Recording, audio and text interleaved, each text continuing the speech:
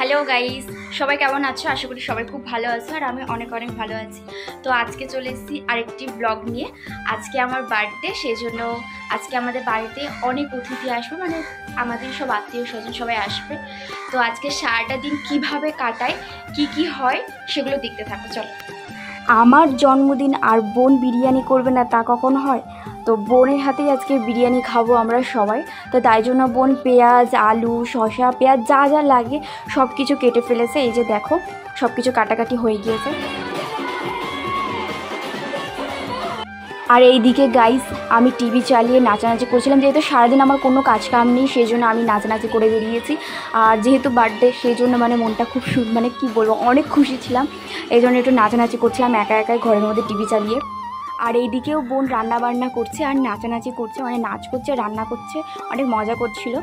তারপর দেখি হঠাৎ করে আমাদের বাড়ি আজকে অতিথি এসছে, মানে আমাকেই সারপ্রাইজ দেওয়ার জন্য। তারা যেহেতু অনেক দূর থেকে এসছেন, তাই জন্য তাদের খেতে দেওয়া হয়েছে। এদিকে আমিও বসে গেছি তাদের সাথে খেতে। খুব খিদেও পেয়ে গিয়েছিল, অনেক দেরিও হয়ে গিয়েছিল, এই জন্য খেতে বসে গিয়েছিলাম।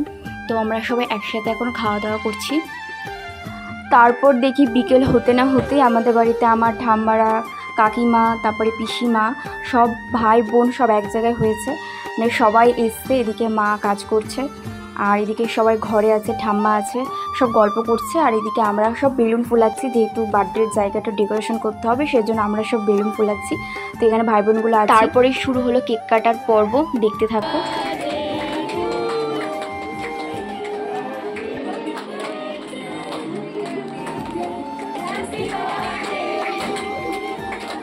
কেক কাটা শেষ হতে না হতেই সবার মুখে একে একে আমি কেক দিতে লাগলাম। তো সবার প্রথমে আমি আমার ঠাম্মার মুখে কেকটা দিয়েছিলাম, ঠাম্মাকে দিয়ে কেক খাওয়াটা শুরু করলাম। এবার ঠাম্মা আমাকে খাইয়ে দিল, তারপরে একে একে সবার মুখে দিতে লাগলাম।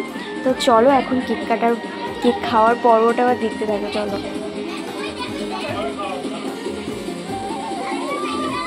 তো গাইস, এটা ছিল আমার পিসির মুখে প্রথমে কেক দিলাম, তারপরে আবার দিলাম কাকিমার মুখে।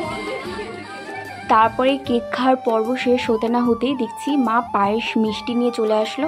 এদিকে ঠাম্মি প্রথমে আমাকে মিষ্টি খাইয়ে দিল, এদিকে আমার পিসি মেয়ে মালা খাওয়ালো পায়েস, এদিকে বোন গিয়েছে, মানে সবাই একে একে এখন পায়েস মিষ্টি এগুলো এখন ঠুসে ঠুসে আমার মুখে খাওয়াচ্ছে। তো কেকের পর্ব শেষ হয়েছে, আমার পায়েসের পর্ব শুরু হয়েছে। তো চলো দেখতে থাকো পায়েসের পর্ব, চলো।